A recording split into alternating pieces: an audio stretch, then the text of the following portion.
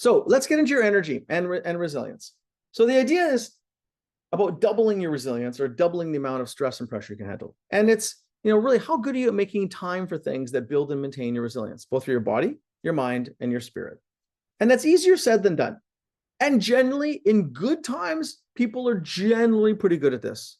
Unfortunately, we notice is in hard times, when things get rough, people stop doing these things and then they almost double or accelerate the speed of the nosedive into the ground. And that's obviously dangerous. We can avoid our resilience for a few days, but if we're not completely continually charging our batteries, just like if you have an electric car, if you don't keep plugging it in, it's going to run out of juice. And we are the same. And unfortunately, we try to override kind of a law of physics and it gets us. And, there's a quote from a book, but there's no in between with leadership. Either it slowly destroys your life or it forces you to get stronger. And that's why I love it. It's hard. And it gives us reasons and ways to get better and better and become a better version of ourselves. And for me, you need to be consciously selfless to be sustainably generous. That's the hard part.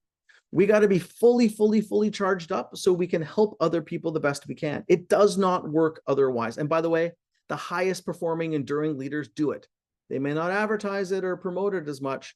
They might do it quietly, but almost all the high performing, enduring leaders have a bunch of habits they do to take good care of themselves. They have to, just like an elite athlete would.